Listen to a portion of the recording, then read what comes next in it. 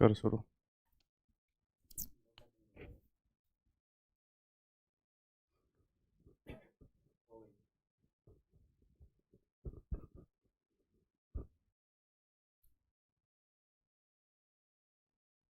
Hello friends, कैसा सब लोग। तो फ्रेंड्स, आज की वीडियो के अंदर बात करूंगा एक बहुत ही छोटे और बहुत ही महत्वपूर्ण टॉपिक के बारे में जो सीटेट के एग्जाम में लगभग हर शिफ्ट में पूछा जाता है।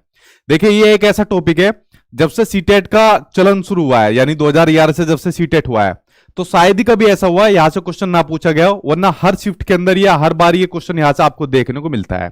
जिस टॉपिक की मैं आज की वीडियो के अंदर बात कर रहा हूं, उस टॉपिक का नाम है आपका अधिगम अक्षमता, यानी कि लर्निंग डिसऑर्डर या फिर लर्निंग डिसेबिलिटीज के नाम से आप लोग इसको जानते हो। आज ये आपका टॉपिक नंबर 4 है। देखिए, मैं जितने भी महत्वपूर्ण टॉपिक है जहां से क्वेश्चन आपके एग्जाम में जरूर आता है, उन्हीं को करा रहा हूं, क्योंकि आप सभी को पता है मैं वही चीजें कराता हूं जो सिर्फ पेपर में आती है। तो यहां से भी 1 नंबर का जरूर मान के चलिए आपके एग्जाम में आएगा, 1 से 2 भी हो सकता है। ठीक, तो लर्निंग डिसेबिलिटीज या लर्निंग जो आपका डिसऑर्डर होते हैं, अधिगम अक्षमता होती है, इनके बारे में हम पढ़ेंगे, ठीक, एक एक करके। तो चलिए क्लास को शुरुआत करते हैं। जो लोग नए आए हैं वो चैनल को सब्सक्राइब कर लेना, क्योंकि आपके एग्जाम तक आपको क्लास मिलने वाली है। और वीडियो को लाइक एंड शेयर बिना कहे आप लोग कर दिया करो। देखो, आज की वीडियो छोटी होगी और बड़ी महत्वपूर्ण होगी, और एक बारी में आज आप लोग इन लर्निंग डिसऑर्डर के जितने भी नाम है उनको बहुत इजीली समझ जाओगे। मेरे ख्याल से दोबारा पढ़ने की आपको जरूरत नहीं पड़ेगी। चलिए एक एक करके मैं शुरुआत करता हूं। सबसे पहले बात करते हैं लर्निंग डिसेबिलिटीज के ऊपर बात करते हैं। जी सभी को गुड इवनिंग, आई होप आप लोग सब ठीक होंगे। अब टॉपिक के ऊपर आते हैं। देखिए, सबसे पहले बात करते हैं लर्निंग डिसेबिलिटीज के बारे में। अब असल में आपके सीटेट के सिलेबस में एक पूरा चैप्टर है लर्निंग का, यानी अधिगम का, जिसमें आपको लर्निंग से संबंधित क्वेश्चन आते हैं, लर्निंग को प्रभावित करने वाले कारक आते हैं, और कभी रेयर चांस होता है लर्निंग से संबंधित जो मनोवैज्ञानिक होते हैं उनके बारे में पूछ ले जाता है। और उसी का एक छोटा सा पार्ट है आपका लर्निंग डिसेबिलिटी, जहां से क्वेश्चन आपके एग्जाम में आते हैं। यहां से क्वेश्चन आपके किसी भी सब्जेक्ट में पूछ सकता है, सीडीपी में पूछ ले, ईवीएस पूछ ले, मैथ्स पूछ ले, लैंग्वेज पूछ ले, सोशल साइंस या साइंस, किसी में भी पूछ सकता है। ठीक है, देखिए, जो चैप्टर का नाम है लर्निंग डिसेबिलिटीज, इसके नाम से आपको पता चल रहा है कि सीखने में जो डिसेबिलिटीज होती है उसी को कहा जाता है लर्निंग डिसेबिलिटीज, यानी कि अधिगम विकार। अब आप लोग कोई भी चीज सीख रहे हो, मान लीजिए आप लोग मुझसे सीडीपी सीख रहे हो या हिंदी सीख रहे हो, तो सीखने के दौरान मान लीजिए किसी को कोई सही तरीके से पढ़ नहीं पा रहा, चीजों को कोई सही तरीके से लिख नहीं पा रहा, ठीक है, तो या कोई सही तरीके से बोल नहीं पा रहा, तो सीखने में जितनी भी तरीके की प्रॉब्लम आती है उन सभी को कहा जाता है लर्निंग डिसऑर्डर, यानी कि लर्निंग डिसेबिलिटीज के नाम से जाना जाता है। ठीक, अब ये होती कितने टाइप की है उनके बारे में पढ़ते हैं जो आपके एग्जाम में आती है। इसको आप लोग समझ गए कि सीखने की क्षमता या योग्यता में जो कमी आती है उसको लर्निंग डिसेबिलिटीज या लर्निंग डिसऑर्डर के नाम से भी जाना जाता है। अब देखिए, पहला होता है इसमें आपका डिसलेक्सिया। ठीक, और मेरे ख्याल से सीटेट के इतिहास में सबसे ज्यादा यही पूछा गया है। वैसे सभी पूछे जाते हैं, लेकिन ये कुछ ज्यादा पूछा गया है। डिसलेक्सिया होता है आपका पढ़ने से संबंधित विकार। अब देखिए, बच्चा जब कोई भी चीज को पढ़ता है, या आप लोग भी किसी चीज को पढ़ते हैं, तो पढ़ने में अगर किसी को प्रॉब्लम फेस आ रही है, कोई फ्लुएंटली नहीं पढ़ पा रहा, कोई सही तरीके से क्रम वाइज नहीं पढ़ पा रहा, या चीजों को उल्टा सीधा पढ़ रहा है, तो पढ़ने से संबंधित A to Z जितने भी विकार होंगे उसको कहा जाएगा आपका डिसलेक्सिया कहा जाएगा। क्या कहा जाएगा? डिसलेक्सिया कहा जाएगा, जिसमें बच्चा पढ़ने में प्रॉब्लम फेस करता है, ये होता है आपका डिसलेक्सिया। अच्छा, एक चीज और, जो आपका सीटेट के एग्जाम में जितने भी क्वेश्चन हुए हैं, आज की वीडियो को देखने के बाद आप लोग प्रीवियस ईयर के क्वेश्चन पेपर लगाना, मतलब जो मैंने आपको नोट्स के अंदर दे रखे हैं, जितने भी प्रीवियस ईयर के क्वेश्चन है 2011 से लेकर 22 तक के, शायद कोई ऐसा क्वेश्चन बचेगा जिसका आंसर आप ना दे पाओ। सभी का आंसर आप लोग दे दोगे आज की वीडियो को देखने के बाद, बस इनको समझ लेना। ठीक, जैसे मैंने कहा, डिसलेक्सिया होता है आपका पढ़ने से संबंधित विकार, यानी पढ़ने से संबंधित जितने भी तरीके के डिसऑर्डर हो जाएंगे वो हो जाएंगे आपके डिसलेक्सिया हो जाएंगे। ठीक, दूसरा नाम है आपका डिसग्राफिया। तो डिसग्राफिया होता है आपका लिखने से संबंधित विकार। अच्छा देखिए, मैं आपको साथ के साथ कुछ ट्रिक भी बताते जाता हूं। अब देखिए, डिसग्राफिया में क्या आ रहा है? ग्राफ आ रहा है, और ग्राफ पर क्या काम किया जाता है? ग्राफ पर लिखा जाता है। तो लिखने से संबंधित जितने भी विकार हो जाएंगे, बच्चा सही से नहीं लिख पा रहा है, ठीक है, या उल्टा चीजों को लिख रहा है, या बच्चा बी को डी लिख देता है, जैसे सीटेट में पूछा गया है ना, बच्चा सो को वॉज लिख देता है, तो लिखने से संबंधित जितने भी विकार हो जाएंगे उसको कहा जाएगा आपका डिसग्राफिया कहा जाएगा। इसको ग्राफ से समझ सकते हो कि ग्राफ पर क्या काम किया जाता है, ग्राफ पर लिखा जाता है। ठीक, तो 2 विकार हो गए, डिसलेक्सिया और आपका डिसग्राफिया। आगे देखते हैं, अगला विकार आपका डिसकैलकुलिया। अब देखिए, डिसकैलकुलिया के अंदर क्या साउंड आ रही है? कैलकुलिया की। कैलकुलिया की मतलब कैलकुलेटर की साउंड आ रही है। अब कैलकुलेटर पर क्या काम किया जाता है? कैलकुलेटर पर कैलकुलेशन की जाती है। तो इससे सिंपल सी ट्रिक से आपको समझना है कि डिसकैलकुलिया के अंदर आपका मैथ से संबंधित, कैलकुलेशन से संबंधित जितनी भी प्रॉब्लम होती है A to Z, वो सभी होती है आपकी डिसकैलकुलिया होती है। क्या होती है? डिसकैलकुलिया। इसमें ट्रिक से याद कर सकते हो, कैलकुलिया मींस कैलकुलेटर, तो इस तरीके से आपको याद हो जाएगा। डिसलेक्सिया हो गया, डिसग्राफिया हो गया, डिसकैलकुलिया हो गया। अगला देखते हैं अगला कौन सा विकार है। अगला विकार आपको दिया हुआ है डिस्मोर्फिया। अब देखिए डिस्मोर्फिया के अंदर क्या आ रहा है? मोर। अब इससे आप लोग समझना, डिस्मोर्फिया के अंदर क्या आ रहा है? मोर। अब मान लीजिए एक बच्चों को मोर दिखा और उसी को थोड़ी देर बाद एक मुर्गा दिखा, ठीक है, लेकिन बच्चा इन दोनों की जो फिजिकल जो शेप है उसमें डिफरेंस पैदा नहीं कर पा रहा। बच्चा मुर्गे को भी मोर कहता है और मोर को मुर्गा कहता है, मतलब उनकी शारीरिक बनावट के आधार पर बच्चा भ्रम की स्थिति में जा रहा है, कंफ्यूज हो रहा है बच्चा। तो जब शारीरिक बनावट के आधार पर बच्चा भ्रम की स्थिति में चला जाए, कंफ्यूज हो जाए, तो वो हो जाता है आपका डिस्मोर्फिया हो जाएगा आपका। और डिस्मोर्फिया के अंदर आपका क्या आ रहा है? मोर। तो मोर और मुर्गा से इस ट्रिक से आप लोग याद कर लेना, जब बच्चा मोर और मुर्गा दोनों को एक जैसा समझना शुरू कर देता है, ये हो जाएगा आपका डिस्मोर्फिया हो जाएगा। ये कुछ ट्रिक है, इन ट्रिक के माध्यम से आपको कभी भूल नहीं पाओगे इन सबको, ठीक है। चलिए आगे देखते हैं अगला कौन सा विकार है। डिस्मोर्फिया के बाद बात करते हैं डिस्फेजिया। अब देखिए फेजिया के अंदर क्या आ रहा है? ये होता है आपका भाषा से संबंधित विकार, जब कम्युनिकेट नहीं कर पाता बच्चा सही से। डिस्फेजिया के अंदर आ रहा है फेज, यानी फंस गया बच्चा, यानी बोलते टाइम बच्चा फंस गया। और जैसे मान लीजिए कोई बच्चा है, ठीक है, मान लीजिए छोटी बच्ची है, इसको अपने पापा से मम्मी से बात करनी है, तो इसको बहुत सारी चीजें कहनी है, ठीक, बहुत सारी चीजें कहनी है, बहुत सारे अपने विचारों को अव्यक्त करना है, लेकिन कह नहीं पा रही है। क्यों? क्योंकि भाषा से संबंधित विकार है, सही तरीके से अपने विचारों को अव्यक्त नहीं कर पा रही है। तो जब ये बोलते टाइम फंस रही है, अपने विचारों को अव्यक्त नहीं कर पा रही है, तो हो जाएगा आपका डिस्फेजिया हो जाएगा, यानी भाषा से संबंधित आपका विचार हो जाएगा, जब बच्चा कम्युनिकेट सही तरीके से नहीं कर पा रहा। 5 विकार हो गए। अगला विकार आपका डिस्प्रेक्सिया। डिस्प्रेक्सिया होता है आपका शारीरिक कौशल से संबंधित विकार, जब बच्चा अपनी आंखों का और हाथों का कॉन्टैक्ट सही तरीके से नहीं बना पाता। अब देखिए आप लोग सिंपल से एक काम करना, जैसे मेरे हाथ में पेन है, अब मैंने इसको उछाला और मैंने पकड़ लिया, आप लोग भी पकड़ सकते हो, शायद कोई इससे छूट भी जाएगा लेकिन दोबारा में पकड़ लेगा, ठीक है। जैसे आज इंडिया और पाकिस्तान का मैच है और मैं जाके देखूंगा, आप लोग भी देखना, तो जब बॉल को कैच पकड़ते हैं तो प्लेयर आराम से कैच पकड़ लेता है। अगर कोई छोड़ देगा तो, लेकिन 2-3 बार अगर वो दोबारा बॉल दी जाएगी तो पकड़ जरूर लेगा। लेकिन अगर बच्चा कई बार में भी नहीं पकड़ पा रहा, अगर बच्चा बॉल आ रही है तो हाथ उसका यहां पर है और देख यहां पर रहा है, यानी अपनी आंखों का और अपने हाथों का कांटेक्ट नहीं कर पा रहा, आपस में तालमेल नहीं बना पा रहा, माइंड मसल्स कांटेक्ट नहीं बना पा रहा, तो आपका डिस्प्रेक्सिया हो जाएगा, ठीक है। क्या हो जाएगा? आपका डिस्प्रेक्सिया हो जाएगा, शारीरिक कौशल से संबंधित विकार, कि अगर उसकी तरफ को बॉल फेंकी तो हाथ इधर कर रहा है और देख बॉल की तरफ रहा है, ठीक है, तो ये हो जाएगा आपका डिस्प्रेक्सिया हो जाएगा। 6 समझ गए आप लोग? आगे देखते हैं। अगला विकार आपका डिस्थीमिया। अब देखिए इस पूरे चैप्टर की बेसिकली थीम क्या निकल कर आ रही है, ये मैं आपको एक ट्रिक बता रहा हूं, ठीक। इस पूरे चैप्टर की जो आपकी थीम निकल कर आ रही है वो तनाव से संबंधित थीम निकल कर आ रही है, ठीक है। अगर मान लीजिए किसी बच्चों को डिसऑर्डर हो जाएंगे तो बच्चा तनाव में ही रहेगा, ठीक है, सही तरीके से किसी चीज को सीख नहीं पाएगा।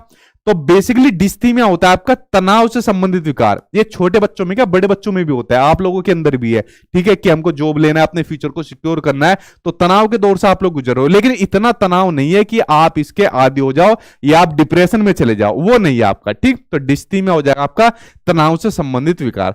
तो फ्रेंड्स ये 7 वो महत्वपूर्ण विकार थे जो मैंने आपको बताए और जो सीटेट के एग्जाम में कभी इनसे बाहर नहीं गया। इन्हीं 7 विकार से आपके एग्जाम में आज तक सीटेट में क्वेश्चन आए हैं और आगे भी क्वेश्चन यही से आपके पूछे जाएंगे। तो 7 विकार आपको बताए, 7 आई होप आप लोगों की समझ में आ गए होंगे, ट्रिक से भी बताए।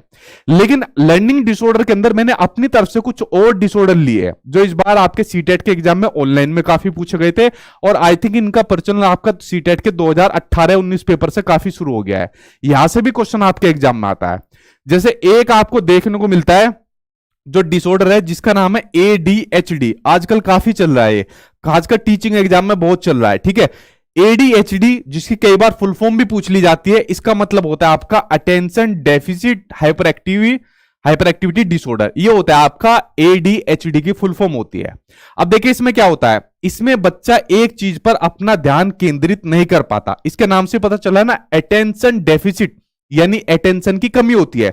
जैसे आप लोग अभी कुछ वीडियो देख रहे हैं, कुछ लोग का ध्यान यहां पर नहीं है, कमेंट बॉक्स में ध्यान लगाकर रिप्लाई दे रहे हैं, और पूजा जी कैसे हो आप, ठीक है, क्या काम कर रही हो आप, इस तरीके से कमेंट कर रहे हैं यहाँ पर, लेकिन ये विकार नहीं है। अगर मैंने कहा भाई ध्यान से पढ़ लो वरना ब्लॉक मार दूंगा, ध्यान से पढ़ लो वरना आपका जॉब नहीं मिलेगी, तो आपका ध्यान लग जाएगा, तो ये आपका डिसऑर्डर नहीं है। लेकिन अगर कोई बच्चा प्रॉपर्ली ध्यान नहीं लगा पा रहा, कितना भी उसको प्रैक्टिस करा ली, सब चीज करा ली, ध्यान नहीं लगा पा रहा, तो उसके अंदर आपको ये विकार देखने को मिलेगा। और दूसरी टर्म होती है इसमें हाइपर एक्टिव, यानी बच्चा बहुत हाइपर एक्टिव मिलेगा।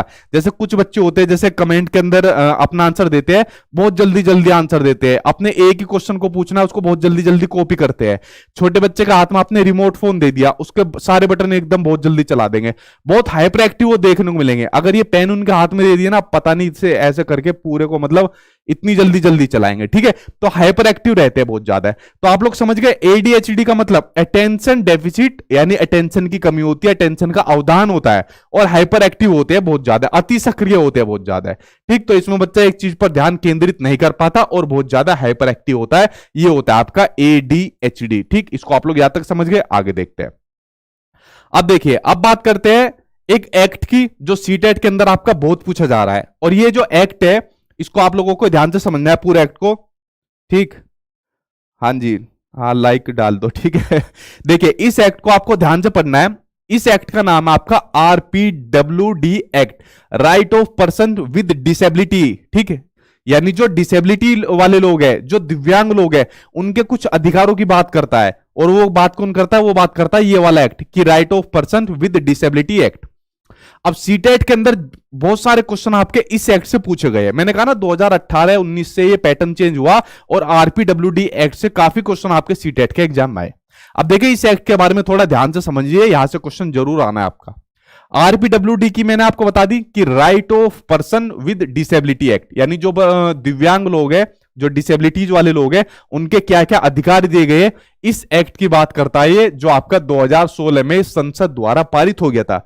सीटेट के एग्जाम में खाली यही पूछ लिया कि संसद द्वारा हाल ही में कौन सा एक्ट दिव्यांगों के लिए लागू हुआ था, तो सीधा नाम है आरपीडब्ल्यूडी एक्ट, ठीक। ऑनलाइन पेपर में आपका पूछा गया था, जो भी आपका दिसंबर के अंदर हुए थे, ठीक। तो संसद द्वारा जो ये पारित हुआ था 2016 में, इस एक्ट को पारित किया गया था, right of person with disability act को।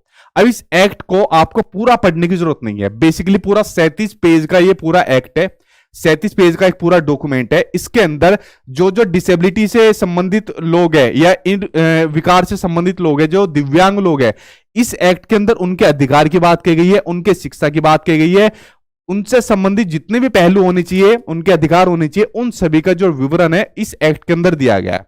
तो 37 पेज की इस पीडीएफ को पढ़ने की जरूरत नहीं है। जितनी भी चीज मैं अभी आपको इसके बारे में बता रहा हूं, इसको कर लेना, यही से क्वेश्चन आपके सीटेट के एग्जाम में आता है, ठीक। अब देखिए जो आरपीडब्ल्यूडी एक्ट है, ये पहले 1995 में आया था, लेकिन इसके स्थान पर आपका आरपीडब्ल्यूडी एक्ट 2016 लाया गया। ये इसका संशोधित रूप लाया गया, मॉडिफाई लाया गया।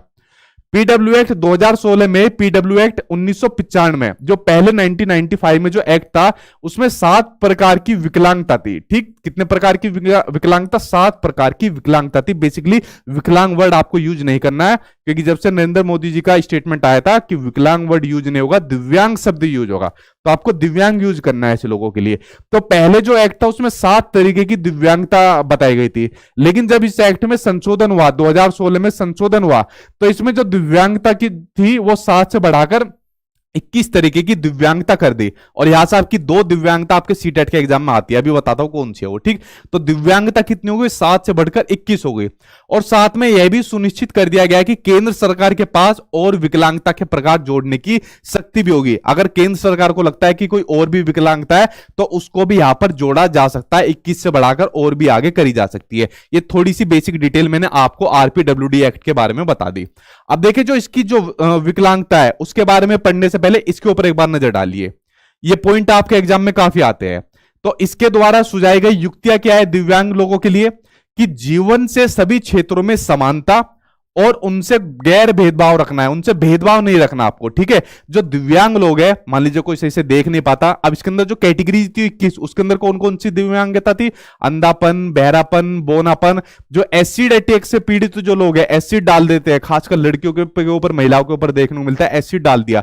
तो जो ऐसे एसिड अटैक से पीड़ित है या इस तरीके की दिव्यांगता किसी के अंदर है, तो उन सभी के अंदर आपको कोई मतलब भेदभाव नहीं रखना, अलग नहीं रखना, उन सभी को समान रखना है, इक्वल आपको मानना है। ये युक्ति बताई गई है इस एक्ट के अंदर। उसके अलावा स्कूल जाने वाले बच्चों का हर 5 साल में सर्वे करना पड़ेगा कि बच्चे ने कितना अचीवमेंट अब तक हासिल करा है, किस तरीके से बच्चा पढ़ रहा है। उसके अलावा जो किताबें होती है, टीएलएम होती है, उसको आदि को उपलब्ध करा जाए। किसके लिए उपलब्ध करा जाए? दिव्यांग बच्चों के लिए उपलब्ध करा जाए, ये कहता है आरपीडब्ल्यूडी एक्ट। अगर आपने एनईपी 2020 को सही से पढ़ा होगा, मैं इसको पढ़ा चुका हूं अच्छे तरीके से कई बार, वरना आप लोग जाके देख लीजिए वीडियो के अंदर। तो एनईपी 2020 भी दिव्यांग लोगों के लिए काफी चीज कहता है। वो कहता है कि जो बच्चे रहते हैं उनको अच्छी खासी बुक्स, टीएलएम या तकनीकी सुविधाएं उपलब्ध कराई जाए, उनको एक एप्रोप्रिएट इंफ्रास्ट्रक्चर उपलब्ध करा जाए। मतलब जो उनका स्कूल है उसका इंफ्रास्ट्रक्चर ऐसा होना चाहिए जिसमें बच्चा सहूलियत के साथ चीजें सीख सके। मान लीजिए कोई बच्चा चल नहीं पाता सही से, तो जो उसकी व्हील चेयर है उसकी सुविधा ऐसी होनी चाहिए ताकि वो सीढ़ियों के बजाय किसी और दूसरे माध्यम से इजीली ऊपर चढ़ जाए। या बच्चे की जो क्लासेज है वो नीचे ग्राउंड फ्लोर पर हो जाए, वो किसी फर्स्ट फ्लोर सेकंड फ्लोर पर नहीं होनी चाहिए। इस बात को एनईपी 2020 कहता है। तो ये दिव्यांग लोगों के लिए कुछ बातें कही गई है, इसको आप लोग समझ गए। ठीक, ये सभी वो पॉइंट है जो आपके एग्जाम में यानी सीटेट के एग्जाम में पूछे गए। अब देखिए जो आरपीडब्ल्यूडी एक्ट है उसमें 21 प्रकार की दिव्यांगता बताई गई है। 21 आपको नहीं पढ़नी, जैसे अंधापन, बहरापन, बोनापन, एसिड अटैक से पीड़ित, या फिर सही से मतलब जो आपकी और डिसेबिलिटीज होती है, 21 नहीं पढ़नी पूरी, आपको 2 पढ़नी है। उन 2 में एक आपके सामने जो स्क्रीन पर आ गई और जो सीटेट वालों की बड़ी फेवरेट रहती है, ओटिज्म। ओटिज्म का मतलब है सवलीनता, हिंदी में बात करें आत्म केंद्रित। देखिए इसके नाम से पता चला सवलीनता, यानी जो आदमी खुद में लीन रहता है, दूसरों से बहुत ज्यादा कम दूसरों से बहुत कम बात करता है, बहुत कम इंटरेक्ट करता है, क्वेश्चन का आंसर भी बहुत कम देता है, अपनी मस्ती में ही रहता है। ठीक है, ज्यादा दुनियादारी से मतलब नहीं रखता, तो ये होता है आपका ओटिज्म। ठीक, अब इसमें देखिए क्या होता है, सवलीनता वाले का एक एग्जाम्पल आपको दूं। जैसे आपने कॉमेडी नाइट्स विद कपिल देखा होगा, तो उसमें एक बार अक्षय कुमार, अभिषेक बच्चन और जैकी श्रॉफ आए थे। तो उसमें अभिषेक बच्चन बताते हैं कि मतलब जो टाइगर श्रॉफ है वो बहुत लिमिटेड आदमी है, बहुत ही ज्यादा कम बोलते हैं, सवलीन रहते हैं, अपने में लीन रहते हैं। अभिषेक बच्चन ने उनसे पूछा कि और टाइगर कैसे हो? अभी उसने कुछ बोला नहीं मुझसे, उसने कहा बस बढ़िया। उसने कहा और क्या कर रहे हो? उसने कहा कुछ नहीं, बस मतलब एक्सरसाइज में कर रहा हूं। उसने कहा और आपकी मतलब कुछ भी चीज पूछा तो मैं बढ़िया हूं। मतलब वो इतना लिमिटेड आदमी है जो टाइगर श्रॉफ है, बहुत ही कम बोलता है और बहुत ही कम अपने विचारों को व्यक्त करता है। फिल्मों में तो खूब बोलता है, लेकिन उसके अंदर सवलीनता देखने को नहीं मिलेगी। ठीक है, सवलीनता में जो आदमी होता है वो बहुत लिमिटेड हो जाता है, सोसाइटी से बिल्कुल कनेक्ट हो, मतलब कट जाता है सोसाइटी से, और बहुत कम इंटरेक्ट कर पाता है सवलीन जो आदमी होता है। और जो उसका व्यवहार होता है ना, उसको बार बार रिपीट करता रहता है। ये सीटेट में बड़ा महत्वपूर्ण है, कई बार पूछा गया है। यानी जो उसका जो व्यवहार होता है उसका बार बार रिपीटेशन करता रहता है अपने व्यवहार का, तो ये पाई जाती है, सवलीनता पाई जाती है। ठीक है, जैसे वो टाइगर श्रॉफ बहुत कम रहता है, जैसे पहले टाइम में क्रिस गेल था, बहुत चुपचाप रहता था, अब तो खूब मस्ती इंजॉय करता है वो। ठीक, तो ये होता है आपका सवलीन होता है, ओटिज्म होता है। अब सीटेट में जो सबसे ज्यादा चीज पूछी जाती है वो पूछी जाती है आपकी ये कि यह दिव्यांगता सामाजिक संचार यानी सोशल कम्युनिकेशन में चुनौतियों का कारण बनती है। सबसे ज्यादा महत्वपूर्ण ये पूछी जाती है ओटिज्म से संबंधित आपके पेपर में, कि जो सोशल कम्युनिकेशन होता है, जैसे हम लोग आपस में क्या काम कर रहे हैं, कम्युनिकेट कर रहे हैं, आप तो बोल ही नहीं रहे, है ठीक, मतलब जो हम आपस में बोलते हैं, एक दूसरे से, अपने फैमिली से बोलते हैं, टीचर से बोलते हैं, आपस में जो बातचीत करते हैं, ठीक है, उसमें सबसे बड़ी जो प्रॉब्लम बनती है वो बनती है सवलीन, क्योंकि ऐसा आदमी बहुत कम बोलता है। जैसा अभिषेक बच्चन ने कुछ भी पूछा, उसने सिंपल ऐसा आंसर दे दिया अपने इशारे से। ठीक है, तो सोशल कम्युनिकेशन में बहुत ज्यादा प्रॉब्लम फेस करता है जो सवलीनता वाला बच्चा होता है। सवलीन को आप लोग समझ गए, ये पहला विकार है। इसका दूसरा विकार जो इस बार सीटेट के ऑनलाइन एग्जाम में काफी देखने को मिला, जिसका नाम है लोकोमोटर डिसेबिलिटी। लोकोमोटर डिसेबिलिटी के नाम से ही आपको देखने को मिलेगा। तो लोकोमोटर डिसेबिलिटी, जिसको गामक या गतिमान अक्षमता कहते हैं, जो ये अक्षमता होती है, डिसेबिलिटी होती है, ये आपकी शरीर से जुड़ी हुई होती है, यानी जिसमें जो मसल्स होते हैं, हमारे शरीर जो होता है वो सही तरीके से काम नहीं करता, सही तरीके से चल नहीं पाता। ये होती है आपकी लोकोमोटर डिसेबिलिटी, यानी जो आपके शरीर से जुड़ा हुआ विकार होता है आपको। अगर इसमें क्या होता है, बच्चा सही से चल नहीं पाता, कूद नहीं पाता, हाथ में कोई वस्तु पकड़ नहीं पाता, जैसे मैंने पेन पकड़ा हुआ है, तो इसमें बच्चा इसको भी सही तरीके से नहीं पकड़ पाएगा। ठीक है, तो ये सभी क्या है, आपके लोकोमोटर डिसेबिलिटीज के बारे में बातें दी गई है। ठीक है, तो जिसमें बच्चा, जैसे मान लीजिए कोई बच्चा सही से चल नहीं पा रहा है, ठीक है, जैसे बच्चा सही से चल नहीं पा रहा है तो शरीर से जुड़े हुए जितनी भी चीज हो जाएगी जिसमें बच्चा अपने मसल्स का यूज नहीं कर पा रहा होगा वो आपकी लोकोमोटर डिसेबिलिटीज हो जाएगी। ठीक, इस पॉइंट को आप लोग समझ गए। तो ये वो दोनों पॉइंट थे आरपीडब्ल्यू एक्ट के जो मैंने आपको दोनों बताए और इसी के साथ आपकी वीडियो भी खत्म हो गई। अब देखिए मैंने क्या कहा था कि वीडियो बहुत आपकी छोटी है, इसके अंदर कुछ नहीं है। मैंने आपको लर्निंग डिसऑर्डर के जो आपके टाइप्स होते हैं वो बताए, उसके अलावा जो सीटेट में नई चीज पूछी गई थी आरपीडब्ल्यूडी एक्ट पूछा गया था और उसके जो दो टाइप पूछे गए थे वो आपको बता दिए। अब सीटेट के एग्जाम में जितने भी आपके प्रीवियस ईयर के क्वेश्चन है, ठीक है, उसको आप लोग लगा लेना। अगर एक का भी आंसर ना निकले तो आप लोग मुझे बताना, ठीक है, कमेंट बॉक्स में बता देना। वैसे ऐसा कोई बचेगा नहीं जिसका आंसर आज की वीडियो देखने के बाद आप लोग ना लगा पाए हो। ठीक है, तो अब क्या काम करना है, प्रीवियस ईयर के अंदर जितने भी क्वेश्चन है जो मैंने आपको अपने नोट्स के अंदर दे रखे हैं उनके अंदर प्रैक्टिस करो। आज तक सीटेट में जितने क्वेश्चन पूछे गए हैं तो आपको पता लग जाएगा कि आज की वीडियो देखने के बाद कोई क्वेश्चन ऐसे नहीं बचेगा जिसका आंसर आप लोग ना दे पाओगे। तो यही ये टॉपिक खत्म हो गया। बहुत छोटा टॉपिक था और बड़ा महत्वपूर्ण टॉपिक था। तो आज आपका टॉपिक यही खत्म करते हैं। कल मिलता हूं 8 बजे। ठीक, कल मिलता हूं 8 बजे और कल कराऊंगा किसी और दूसरे सब्जेक्ट की क्लास। आई थिंक कल सोशल साइंस लेता हूं, एसएसटी लेता हूं कल। एसएसटी का कराने का मेरा काफी मन है क्योंकि एसएसटी वैसे भी बहुत बड़ी होती है। ठीक, तो कल एसएसटी कराऊंगा 8 बजे। तो आज ये टॉपिक खत्म हो गया। जो नेक्स्ट टॉपिक है वो जल्दी आपको मिल जाएगा। बाकी नोट्स के अंदर इनकी प्रैक्टिस करना और देखना सभी का आंसर आप लोग सही दे दोगे और वीडियो आपकी यही खत्म होती है। कोई क्वेश्चन हो तो आप लोग जल्दी क्वेश्चन पूछिए, मैं आपकी वीडियो यही खत्म करता हूं। आज यार मुझे मैच भी देखना है, इंडिया पाकिस्तान का मैच है। ठीक है, और पूछिए आपका क्या क्वेश्चन है और टेंशन फ्री रहिए। मैं सिर्फ वही चीजें लेकर आ रहा हूं आपके लिए जो आपके एग्जाम में आती है, जहां से चीज आपके बाहर नहीं जाएगी आपके एग्जाम में। ठीक है, बेफिक्र रहना आप लोग, जो चीजें पढ़ाई जा रही है बस वो पढ़ते जाना और टेंशन मत लीजिए। सीटेट के सिलेबस में कुछ चेंज किया गया है? कोई चेंज नहीं हुआ अभी तक तो कोई नोटिफिकेशन ही नहीं आया ऐसी। जो भी चीज हुआ करे CTET.nic.in पर जाकर चेक करिए, ऑफिशियली चीज वहां पर आपको मिलेगी। ठीक है, और कोई भी आपको मतलब एग्जैक्टली चीज कुछ नहीं बता पाएगा, एक तरीके का तुक्का मानना होता है। बस मेरे पास कोई सोर्स आता है, ऑथेंटिक आता है, मैं बता देता हूं। ठीक, तो बार बार मुझे भी सही नहीं लगता कि हेडक्वार्टर में अपने जानने वालों से पूछे, लेकिन अभी कोई भी सिलेबस आपका चेंज नहीं हुआ है और ना ही होगा। ठीक, तो उसके लिए बेफिक्र रहिए आप लोग।